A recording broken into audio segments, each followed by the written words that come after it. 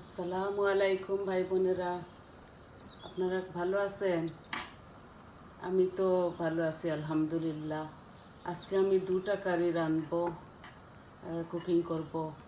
একটা চিকেন আর একটা সালমন ফিশের মাথা দিয়ে খাট্টা রাঁধবো, কুকিং করব। আপনারা দেখুন, আশা করি ভালো লাগবে। তো আমি দুইটা ফান বসিয়ে দিয়েছি এখানে। এখন পরিমাণ মতো তেল দিয়ে দেব।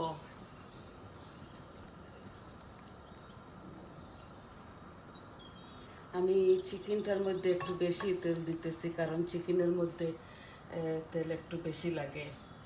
আর খাট্টার মধ্যে অল্প একটু দিচ্ছি।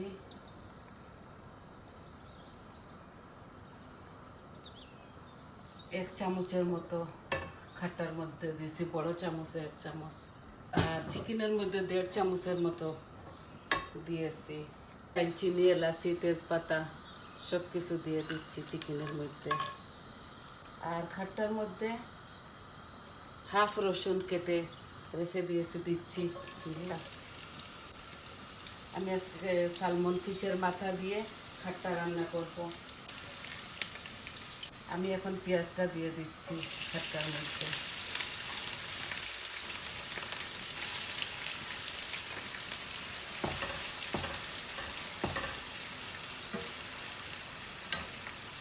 একটা আর অর্ধেক হবে বড় অনিয়ন। আর এখানে আমি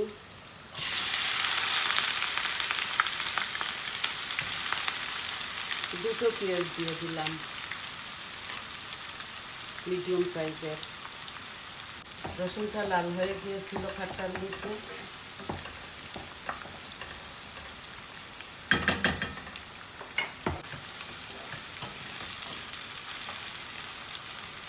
আমি লবণটাও এখন দিয়ে দিব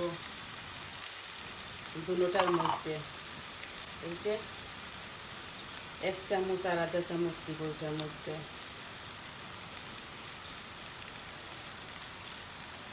এটার মধ্যেও 1 চামচ আর আধা চামচ দিচ্ছি।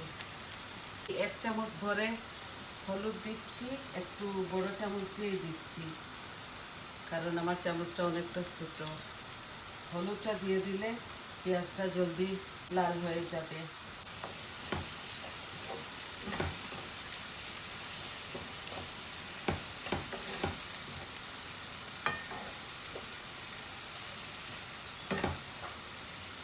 এটা একটু ভিন্ন ধরনের কুকিং করব আমি।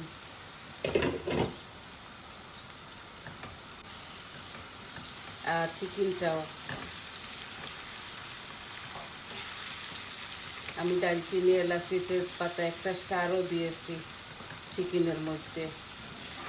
আর খাটার মধ্যে শুধু রসুন আর পেঁয়াজ, আর কিছু মরিচ মশলা দেব অল্প অল্প করে।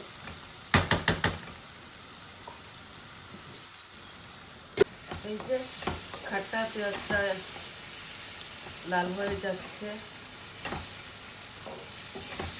আমি মরিচ মশলাও দিয়ে দেব।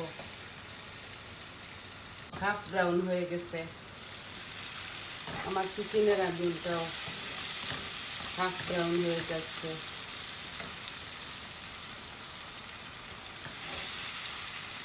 আমি দুটোটাই দিয়ে দিব। চিকেনের তরকারির মধ্যে 2 টুকরো আদা রসুন দিয়ে দিয়েছি। একটু পানি দিয়ে দিচ্ছি, এটাতে পেঁয়াজটা পুড়ে যাচ্ছে।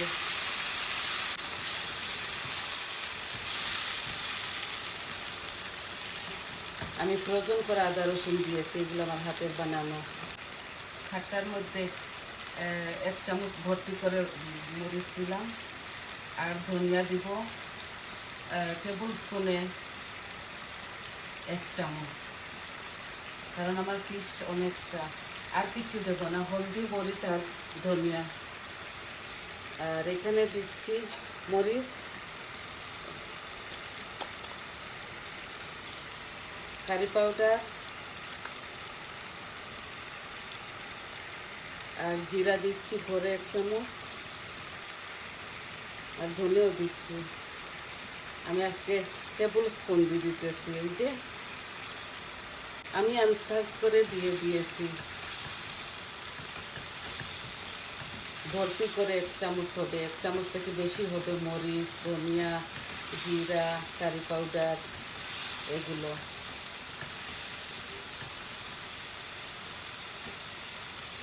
আর এটার মধ্যে ভর্তি করে 1 চামচ ধনিয়া আর 1 চামচ হলুদ আর 1 চামচ মরিচ দিয়েছি।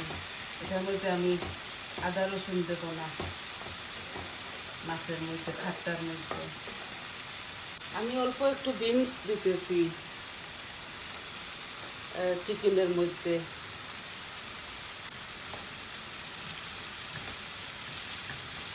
আমি চিকেনটা ওইখানে ঢেলে দেব। আমার এখানে একটা চিকেন আছে বড়, আমি দিয়ে দিচ্ছি।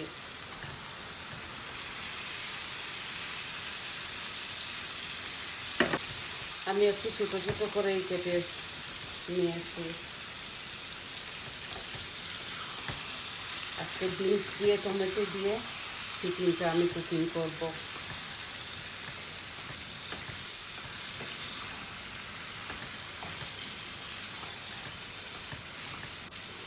এই যে আমি হাফ দিয়ে দিচ্ছি। এখানে খাট্টা করব তো একটু বেশি টমেটো দিয়ে দিচ্ছি।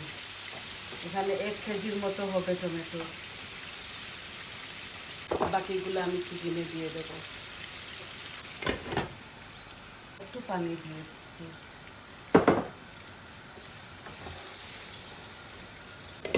একটু টমেটো মজে যাক, তারপরে আমি মাছটা দিয়ে দেব।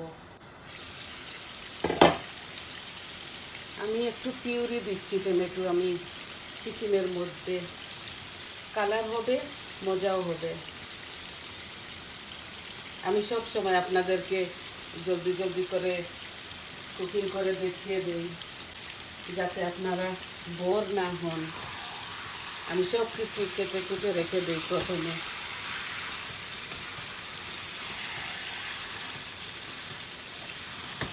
এত বেশি পানি দেব না, কিন্তু পানি দেব আমি।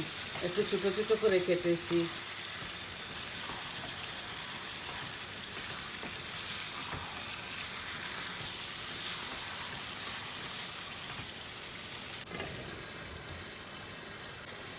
এই যে সালমন ফিশের মাথা দিচ্ছি।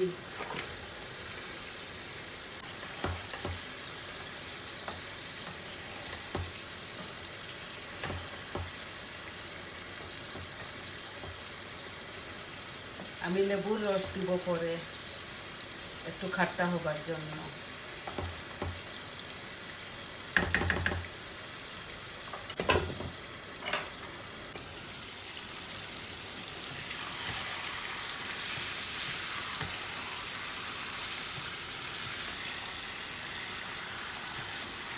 আমি আমার চিকেনগুলোকে একটু বেশি নাড়াচাড়া করব না, আস্তে আস্তে থাকবে। তাই আমি একটু ছোটো করে বানিয়েছি মশলাটার ভিতরে ঢোকার জন্য। এই টমেটোগুলো আমি আমার চিকেনের মধ্যে দিয়ে দেব। আমি বললাম না, আজকে একটু ডিফারেন্ট ওয়েতে আমি এটাকে কুক করব। অল্প করে সিম দিয়েছি, ইংলিশ সিম এটা। আবার টমেটোগুলো আস্তে আস্তে থাকবে।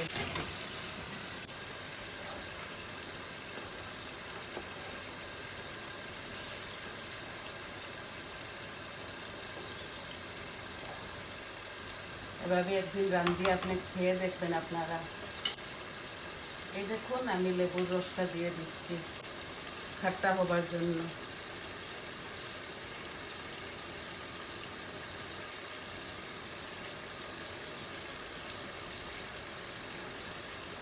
আমি টেবিল স্পুনে 2 টেবিল স্পুন হবে দিয়ে দিয়েছি। এখন আমি চিকেনের মধ্যে একটু পানি দিচ্ছি, এত বেশি দেব না।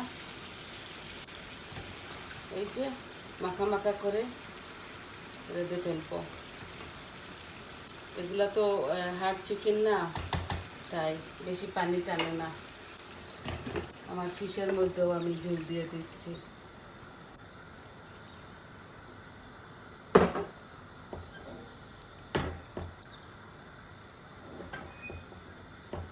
এত বেশি পানি দিচ্ছি না, একটু মাখা মাখা করে খাট্টা। আর শুধু নামাবার সময় ধনে পাতা দিয়ে দেব, আর কাঁচামরিচ দিচ্ছি না খাট্টার মধ্যে, চিকেনের মধ্যে 2-4টা দিয়ে দেব। এমনিতে অনেক ঝাল হয়ে যাবে, মরিচটা অনেকটা এক্সট্রা হট। এই যে আমি 2টা দিয়ে দিচ্ছি লম্বা লম্বা, অনেক ঝাল এগুলোর মধ্যে। অনেক সুন্দর হয়েছে কালারটা, দেখছেন? দেখুন অনেক সুন্দর হয়েছে খাট্টা। ফিশের মাথা দিয়ে টমেটো দিয়ে খাট্টা, আর এইটা বিনস দিয়ে টমেটো দিয়ে চিকেন।